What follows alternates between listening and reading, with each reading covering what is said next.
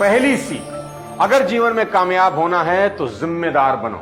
आपको आगे बढ़कर जिम्मेदारी उठानी होगी। You should take responsibility. और याद रखना कि जिम्मेदारी कभी दी नहीं जाती, खुद आगे से बढ़कर ली जाती है। जब राम रावण युद्ध में लक्ष्मण मूर्छित हुए तो राम विलाप करते हुए कहते हैं, हे लक्ष्मण, मैं अयोध्या जाकर क्या मुंह दिखाऊंगा कि अपनी पत्नी को पाने के चक्कर में अपने भाई को खो दिया। तुम जागते क्यों नहीं? राम बेहद दुखी हैं और उनका दुख वहां खड़े सभी देख रहे हैं, पर कोई कुछ कह नहीं रहा, कोई कुछ कर नहीं रहा।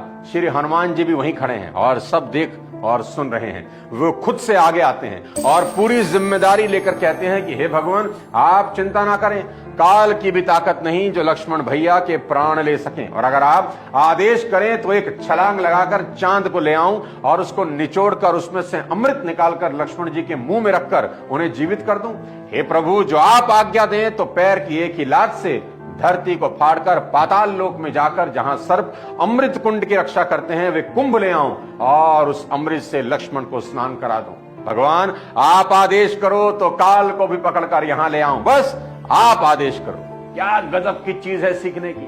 हनुमान जी से किसी ने कहा नहीं ये सब करने के लिए, लेकिन वो खुद से सभी रिस्पॉन्सिबिलिटी उठाने को तैयार हैं।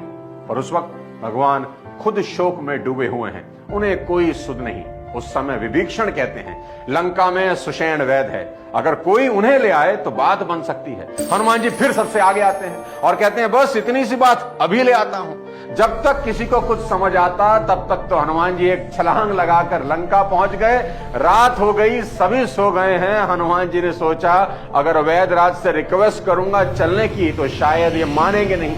हनुमान जी बेहद चतुर हैं, होशियार भी हैं। उन्होंने वैद सुषेण का घर जड़ समेत उखाड़कर वहां रख दिया जहां लक्ष्मण जी मूर्छित हैं। हनुमान जी ने कहा, वैदराज, इनकी दवा कीजिए। सुषेण लक्ष्मण की नब्ज देखते हैं तो कहते हैं, करीब करीब असंभव है। हनुमान जी फिर से आगे आते हैं, रिस्पॉन्सिबिलिटी लेते हैं और कहते हैं, आप बताइए तो सही क्या करना होगा।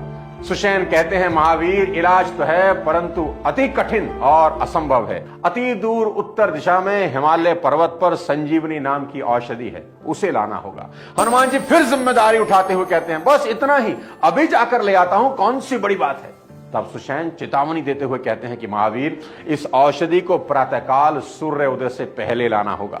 सूर्य उदय से पहले उस औषधि की 2 बूंदें अगर लक्ष्मण के मुंह में डाली जाएं तो लक्ष्मण खड़े होंगे, पर सूर्य उदय के बाद यह औषधि किसी काम की नहीं।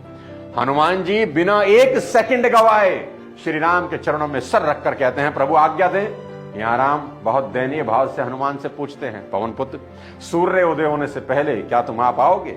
लंका से हिमालय तो बहुत दूर है। अब यहां हनुमान जी का आत्मविश्वास देखिए, विल पावर देखिए। वे बोले, प्रभु आपकी आज्ञा होगी तो आ जाऊंगा, और सूर्य की इतनी ताकत नहीं कि वह उदय हो। अगर उसने उदय होने का साहस भी किया तो मैं उसे अपने मुख में रख लूंगा, बस आप आज्ञा दें।